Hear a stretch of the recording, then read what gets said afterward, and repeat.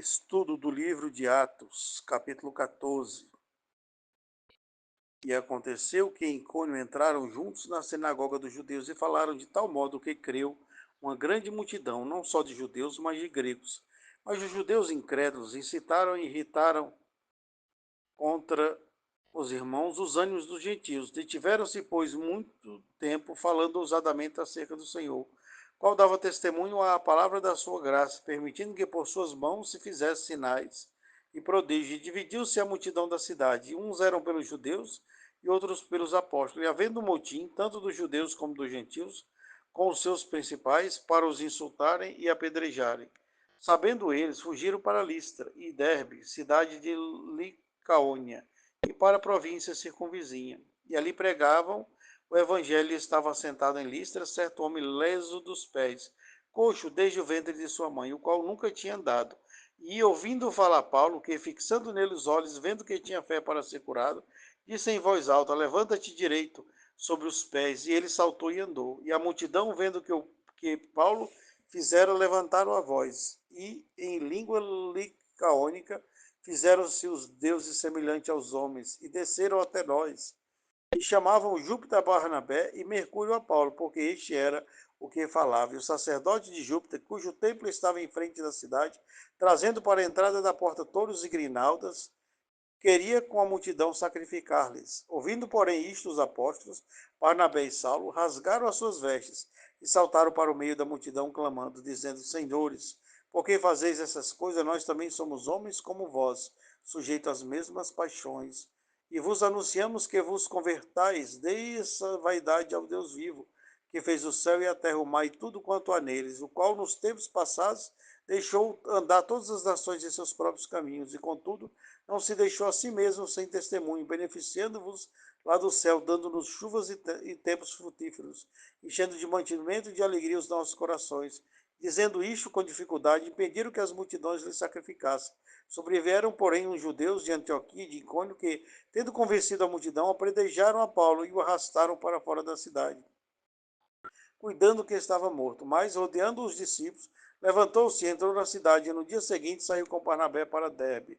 E tendo anunciado o evangelho naquela cidade e feito muitos discípulos, voltaram para Listra, Icônio e Antioquia, confirmando os ânimos dos discípulos, exortando-os a permanecer na fé, pois que por muitas tribulações nos importa entrar no reino de Deus. E havendo-lhes por comum consentimento eleito anciãos em cada igreja, orando com jejuns, os encomendaram ao Senhor em quem havia crido. Passando depois por Psídia, dirigiram-se a Panfilha, e tendo anunciado a palavra em Perge, desceram a Talha, e dali navegaram para Antioquia, de onde tinha sido encomendado a graça de Deus para a obra que já haviam cumprido. E quando chegaram e reuniram a igreja, relataram quão grandes coisas Deus fizera por eles, e como abrira aos gentios a porta da fé. Ficaram ali não pouco tempo com os discípulos. Deus hoje vai falar com você nessa história, esse nosso pequeno estudo simples, um pequeno relato, um pequeno comentário da palavra de Deus, Atos 14 comentado. A viagem missionária, ela é o que mantém a igreja viva. Igrejas chegaram no Brasil, a maioria através de missionários. A Assembleia de Deus, por exemplo, é uma igreja muito conhecida. 2 missionários chegaram no Brasil e fundaram a Assembleia de Deus. Todas as igrejas vieram para o Brasil através de missionários. E é importante enviar missionários para o mundo inteiro. E veja que nessa viagem missionária, eles vão na sinagoga dos judeus e o Espírito Santo toma eles de uma tal forma que muitos creram, judeus e gregos. Mas judeus, aqui no verso 2 vai dizer que judeus incrédulos incitaram a multidão dos irmãos contra os irmãos ânimos dos gentios. Essa expressão gentios é muito conhecida. Eram pessoas que não eram judeus, às vezes até elas tinham uma certa afinidade com o judaísmo, mas geralmente são aquelas pessoas que não pertenciam ao judaísmo. E eles ficam ali falando, no verso 3 diz, ousadamente acerca do Senhor, que dava testemunho da graça, permitindo que por suas mãos se fizesse sinais e prodígios. Era muito importante o milagre, porque o milagre ele falava muito para aquelas pessoas. Os gregos, romanos, pessoas de demais religião, eles tinham outro pensamento a respeito da divindade. Reinava nessa época, entre o pensamento dos gentios, a filosofia helenista. Era uma filosofia que tinha sofrido a influência da mistura racial e a mistura de conhecimento através das conquistas de Alexandre o Grande. Alexandre, ele conquista a Grécia e ele quer levar a cultura grega para todos os povos e faz com que essas culturas se misturem. Então, aquela filosofia que existia na Grécia, derivada ali de Sócrates, Platão, Aristóteles, os pré-socráticos, as escolas de Atenas ali, que sucederam ali a Platão, a Aristóteles e a Sócrates. E essa mistura de conhecimentos começa a fazer com que apareçam várias formas de pensamento bem diferenciadas. Então, existe a mudança de pensamento de forma grande e várias diversidades de pensamento. E quando tem a diversidade de pensamento filosófico, tem diversidade de pensamento a respeito do quem é Deus, de o que é a religião, do que é o Estado, do que é a pessoa. Porque a filosofia ela ia ditar regras, e quando a gente diz ditar regras, ela ia, através da sua escola, ter uma sequência de pensamentos e um conjunto de ideias que guiava as pessoas no conhecimento da ciência, do cosmo, que era Deus, ali da divindade, e da psicologia humana. Então, basicamente, ia definir o que as pessoas sentem, por que as pessoas pensam daquela forma, como as pessoas têm que encarar o mundo. E essas várias formas de filosofia faziam com que os cidadãos ali, romanos e gregos, e estavam também misturados no Império Romano, não se deixassem levar por qualquer aparência, porque religião ele já tinha. Ele já tinha toda uma mitologia que acreditava em Zeus e outras crenças, era um politeísta, acreditava em vários deuses, então ele já tinha um sistema de crença. E um sistema de virtudes em princípios pela filosofia. A filosofia era a grande guia dos homens sábios. Os homens eram guiados pela razão, eram guiados no sentido de lutar contra os desejos, contra os sentimentos, dependendo da doutrina filosófica que eles estavam sentindo. Então eram pessoas que tinham uma certa resistência a religiões.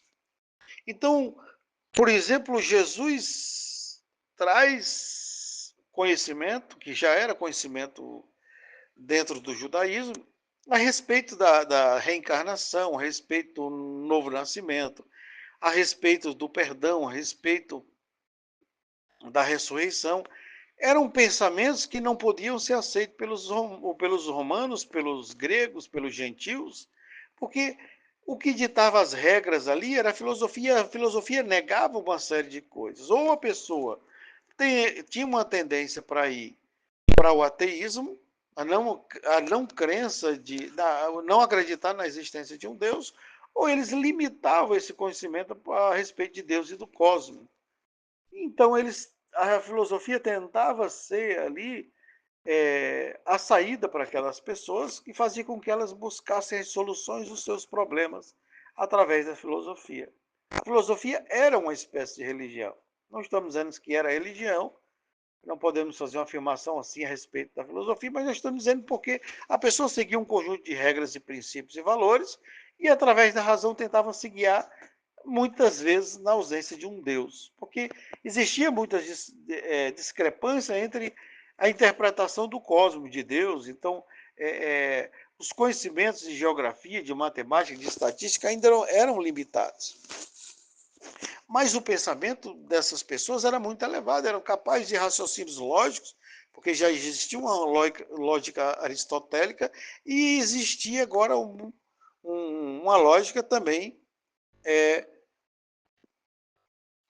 helenística ali, que ia nortear o pensamento dessas pessoas. Então, elas não aceitariam a religião com facilidade. Então, o milagre, que era um milagre que acontecia de forma que não se podia negar, era geralmente o que chamava atenção e quebrava todo o paradigma que eles tinham com relação ao pensamento filosófico. Então, diante do milagre, do sobrenatural, não tinha mais o que questionar. Então, o milagre era importante andar com os apóstolos, porque contra o milagre não há argumentos. Um morto que ressuscitou de 4 dias, alguém que tem uma deficiência que passou a vida inteira todos vendo, e de repente, em instantes, essa pessoa era curada, porque as curas eram instantâneas, não tem como contra-argumentar isso, porque você não contra-argumenta aquilo que você vê e toca. E é isso que está acontecendo. Pelas mãos dele, faziam sinais e prodígios. O verso 4 diz: E dividiu-se a multidão da cidade, uns eram pelos judeus e outros pelos apóstolos. E havendo um motim tanto dos judeus como dos gentios, com os seus principais, para os insultarem e apedrejarem. Sabendo-os eles, fugiram para Listra e Derbe, cidade de Lacaônia, e para a província circunvizinha. E ali pregava o evangelho. Veja, diante de uma situação de risco que eles tinham, eles fugiam, né? Não é errado fugir. Você está numa cidade, não aceita o evangelho. Jesus até ensinava que você batesse da sandália, sacudisse os seus pés e haveria mais rigor para Sodoma e Gomorra do que para aquela pessoa, deixando entender que rejeitar um evangelho era maior do que o pecado de Sodoma e Gomorra, de tão sagrado que é o evangelho de Cristo. Mas eles estão aqui tendo que enfrentar a morte de forma desnecessária. Lembre que os judeus convertidos, os cristãos convertidos, eles não iam de encontro à morte. Não, a morte, quando os pegava, eles iam de forma a não negar o nome de Jesus. Então, aqueles iam dizendo, vou ali morrer em nome do evangelho. Isso é cometer suicídio. Não era assim que funcionava. Não, eles fugiam quando podiam.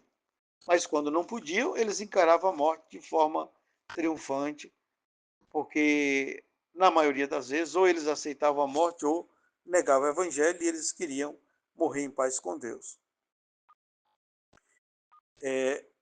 Chegando nessa nova cidade, eles chega nas cidades de Licaônia e para a província circunvizinha. E ali pregava o evangelho. Estava sentado em Listra certo homem, leso dos pés, coxo desde o ventre da mãe, qual nunca tinha andado. E este, ouvindo Paulo, que, fixando nele os olhos e vendo que tinha fé para ser curado, disse em voz alta: Levanta-te direito sobre os teus pés. E saltou e andou. E a multidão, vendo o que Paulo fizera, levantaram a sua voz, dizendo em língua licaônica: Fizeram-se os deuses semelhantes aos homens e desceram até nós. Ou seja, Paulo encontra um homem e o evangelho ele oferece essas oportunidades. Pode ter certeza, saia para pregar o evangelho, porque o Espírito Santo vai criar as situações necessárias para que você cresça, se você foi enviado pelo Espírito Santo. Deus vai fazer um milagre, Deus vai curar alguém, Deus vai libertar pessoas. Eu contei já essa história algumas vezes. Deus chamou um irmão para abrir uma igreja, e esse irmão, não tendo condições financeiras, começou a vender salgados para construir essa igreja. Ele começou a vender os salgados e a evangelizar.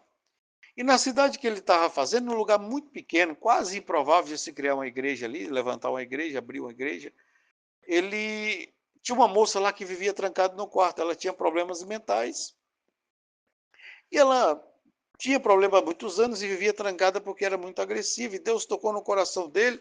Ele foi lá, orou por ela, expulsou o demônio. Ela ficou boa e ela começou a ir para a igreja. E aquilo chamou a atenção da população, porque contra isso não existe argumento. Então, a igreja mal tinha sido começada, porque estava em fase de construção, já estava cheio de gente.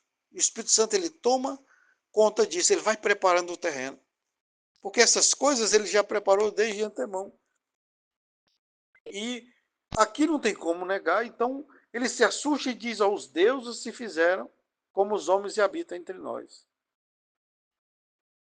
desceram até nós. E chamavam Júpiter a Barnabé e Mercúrio a Paulo, porque este era o que falava. E o sacerdote de Júpiter, cujo templo estava em frente à cidade, trazendo para a entrada das portas touros e grinaldas, queria com a multidão sacrificar-lhes. Eles queriam fazer sacrifício com oferendas a eles, achando que eles eram deuses de tão temerosos e admirados que eles ficaram ao ver os milagres. Veja que os milagres eram impactantes e não deixavam dúvidas, né? E ouvindo, porém, verso 14, isto os apóstolos, Barnabé e Saulo, rasgaram suas vestes e saltaram para o meio da multidão, clamando, dizendo, Senhores, por que fazeis estas coisas? Nós também somos homens como vós, sujeitos às mesmas paixões, e vos anunciamos que vos convertais dessas vaidades ao Deus vivo, que fez o céu e a terra, o mar e tudo quanto há neles, o qual nos tempos passados deixou andar todas as nações em seus próprios caminhos, e contudo não se deixou a si mesmo, sem testemunho, beneficiando-vos lá do céu, dando-vos chuvas e tempos, e frutíferos, enchendo de mantimento de alegria os nossos corações. E dizendo isto, com dificuldade impediram que a multidão lhe sacrificasse.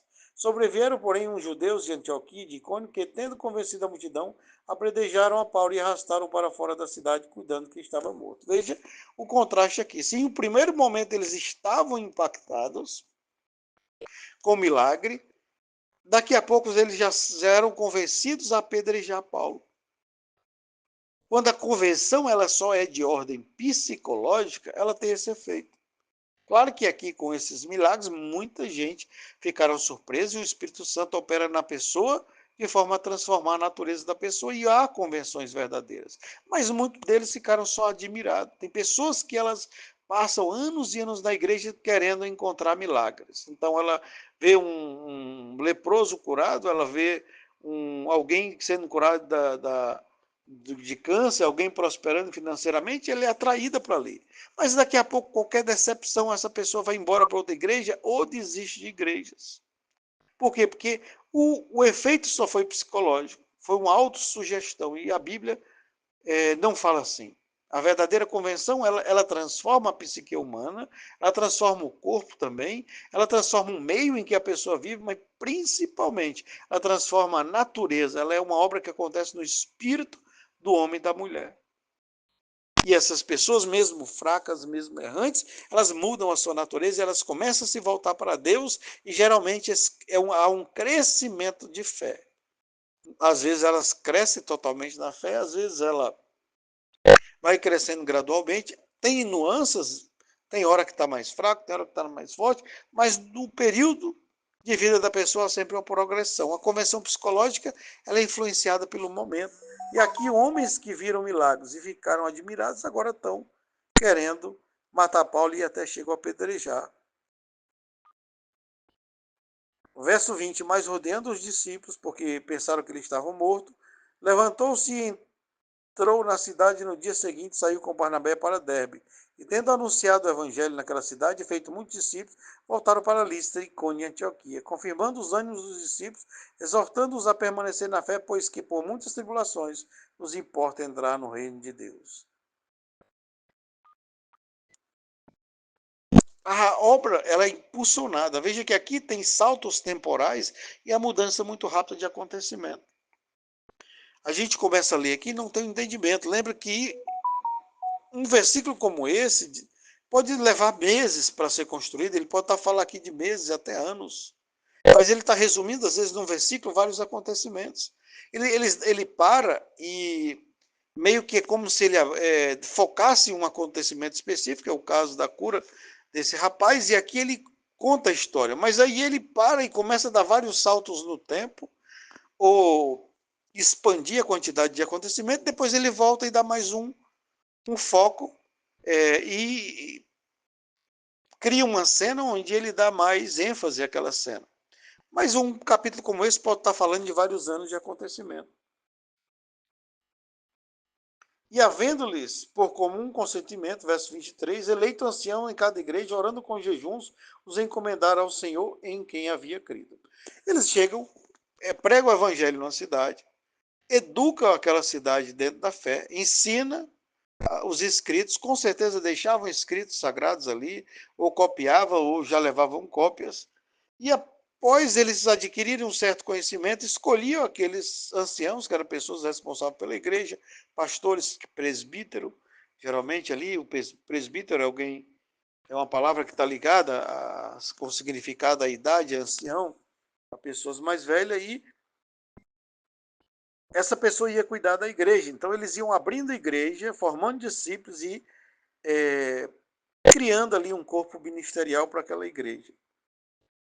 Mas é muito importante que, orando com jejuns, encomendar ao Senhor em que havia crido. Ou seja, mais uma vez nós estamos vendo aqui a questão do jejum e da oração. É muito importante você aprender sobre jejum e oração.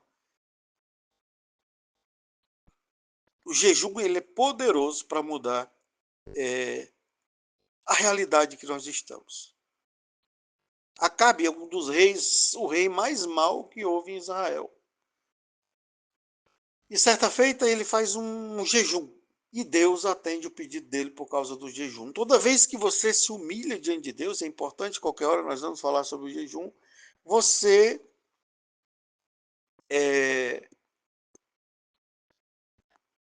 chama a atenção de Deus e Deus ele opera por meio do jejum. Existem mistérios por trás disso. Quando a gente fala de mistérios, é coisas pré-estabelecidas por Deus, que diz por que ele atende uma pessoa que jejuma. Claro que é por sua misericórdia, claro que é por sua bondade. Não existe nada que o jejum possa fazer em relação a Deus, mas o estado da pessoa que faz o jejum já é pura graça. Não é que a pessoa jejuma para conseguir graça, não, é a graça que faz o homem jejuar para conseguir de Deus um benefício. Passando depois, verso 24, para Psídia, dirigiram-se a Panfilha, e tendo anunciado a palavra em Perge, desceram a Talha. Dali navegaram para Antioquia, de onde tinham sido encomendados a graça de Deus para a obra que já haviam cumprido. E quando chegaram e reuniram a igreja, relataram quão grandes coisas Deus fizera por eles, e como abriram aos gentios a porta da fé, e ficaram ali não pouco tempo com os discípulos. Veja que eles passam vários tempos com os discípulos, trazendo um relatório dos acontecimentos. Né? Eles relatam ali o que está acontecendo e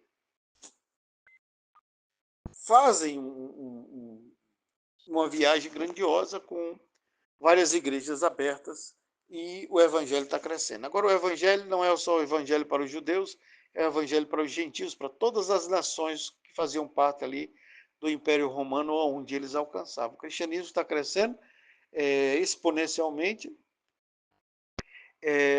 o algoritmo de Deus, fazendo com que, levando o evangelho a todas as nações e criando as oportunidades necessárias para que Deus seja conhecido por toda a terra. Existe uma mensagem que diz, antes que Jesus voltasse, o evangelho seria pregado por todo mundo, e nós vivemos um momento assim.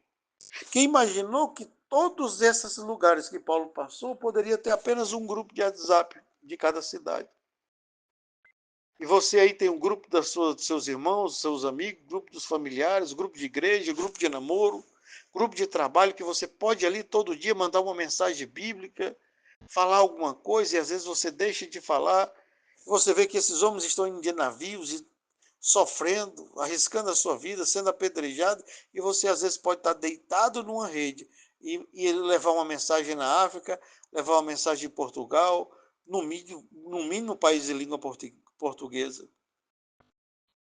Quando eu comecei a evangelizar em grupo de WhatsApp, eu fiquei impressionado.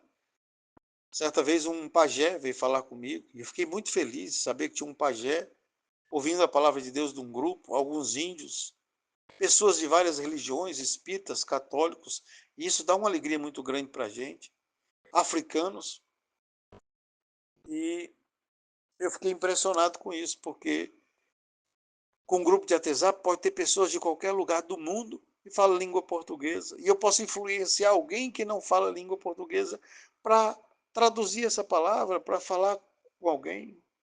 A pessoa pode clicar num canal e ter um tradutor simultâneo ali. A palavra de Deus agora pode chegar em ilhas.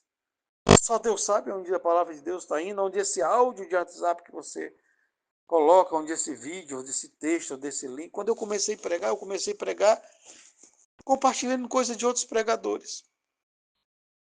Eu lembro que eu seguia algumas pessoas nas redes sociais e eu simplesmente começava a compartilhar vídeos. Eu queria potencializar o vídeo, fazer crescer. Eu lembro que eu, seguindo um certo pregador, eu compartilhava em vários grupos os vídeos dele. Na semana que eu compartilhava, o canal dele aumentava 500. No dia que eu compartilhava, naquele dia aumentava 500 integrantes. E eu pensei, será que sou eu mesmo que estou ajudando a aumentar 500 integrantes, 500 pessoas que se inscrevem no canal?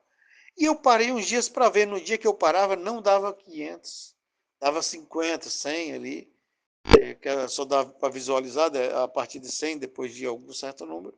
E aí eu percebi que era isso mesmo. Quando eu compartilhava, aumentava 500. Quando eu não compartilhava, então imagine que à medida que eu ia fazendo isso com os outros, tinha mensagens que eu pegava ela com 500 mil visualizações. Quando eu começava a compartilhar, daqui a pouco estava em 800 mil. Eu sei, pelo menos 10 mil ali ouviram a mensagem porque eu compartilhei. Você quer pregar o evangelho na África e não pregou nem no seu WhatsApp? Certa feita, eu postando a mensagem no status do WhatsApp, e uma pessoa mudou por causa do status do meu WhatsApp. E foi aí que caiu a ficha. Falei, meu Deus, vou para o Facebook. No Facebook eu vi pessoas em situações muito críticas se convertendo. Falei, vou para o WhatsApp. E você quer ir para a África? Você não consegue nem pregar no grupo de trabalho, nem pregar no grupo de escola, nem pregar no grupo da família. Como é que você vai para a África, meu irmão e minha irmã? Não é só passear, não, tem que pregar mesmo o evangelho. E aqui está um evangelho que chama você, porque onde você for, Deus vai enviar o seu Espírito, os seus anjos para trabalhar por você. Que nós vemos as situações sendo criadas. Às vezes pelo convencimento da palavra, por meio da palavra, o Espírito Santo se utilizava, às vezes por causa de um milagre, uma situação levando a outra, e o fato é que o evangelho estava crescendo. Então a grande mensagem é ir de pregar o evangelho. Esses sinais seguirão os que crerem, em meu nome expulsarão demônios, curarão enfermos, falarão novas línguas. Uma outra coisa que nós vemos aqui é que esse evangelho é um evangelho de poder. Essa é a mensagem especial para você que esperou esse vídeo até o final, que está com alguma prova na vida financeira, na vida espiritual, na vida sentimental, no seu lar. Sua esperança mingou, talvez você chegou numa idade que você diz, minha vida não tem mais jeito. Você olhou para trás e agora sua vida é só solidão, agora sua vida é só tristeza, agora sua vida é só angústia. Talvez você agora olhe para trás e diga, meus filhos me abandonaram, criei com tanto amor, com tanto carinho, e agora eles nem me visitam mais. Você olha para trás e não tem mais seus pais com você, seus irmãos. Você lembra dos dias que você brincava na infância com seus amigos, com seus irmãos, e agora você é alguém sozinho, trancado num apartamento e numa casa sem visitas. Você é um velhinho e uma velhinha que ninguém se importa mais. Está só dentro de casa esperando a morte chegar. Talvez você é alguém que está no hospital e está ouvindo essa mensagem e você acha que sua vida encerra aí. As lágrimas caem do seu rosto porque você está se despedindo da vida em tristeza. Talvez você é um empresário falido que se lembre dos tempos de glória. Talvez você foi alguém que tinha uma beleza enorme, um homem ou uma mulher. Muita gente lhe queria e hoje você vive uma vida solitária, mendigando a atenção de alguém. Para você, eu quero dizer hoje, o evangelho de Cristo é um evangelho de poder, é o evangelho que pega alguém que nunca andou e faz andar como se sempre tivesse andado. E hoje Deus pode fazer tua vida de novo reviver. Deus pode fazer teus caminhos mudarem. Tu que nunca deu certo na vida espiritual, tu que nunca deu certo na vida sentimental, na vida financeira, tu que está achando que vai encostar as chuteiras e não vai jogar mais essa partida da vida, Deus pode hoje, pelo seu poder, mudar a tua história. O evangelho de Deus, de Cristo é o evangelho de poder, o evangelho que converte pessoas, um evangelho que muda a vida das pessoas. Talvez você seja um usuário de drogas e o vício está te consumindo, talvez você seja uma pessoa com uma doença grave, que você está dizendo, não tem mais jeito para mim, não existe mais esperança, eu não vou casar, eu não vou ter uma vida normal, olha para mim, o evangelho de Cristo é o evangelho de poder, E o evangelho de poder pode mandar hoje esse teu espírito que te atormenta embora. E no nome de Jesus saia toda a força do mal que atormenta a tua vida agora. Que seja transformada a tua vida e que tua vida comece a mudar. Que coisas novas comecem a acontecer na tua vida. Que Deus pode te colocar por cabeça e tirar você dessa cauda e virar o cativeiro da sua vida. A Bíblia diz, nos últimos dias derramarei do meu espírito sobre todas a carne. Tem uma passagem que diz, os velhos sonharão sonhos.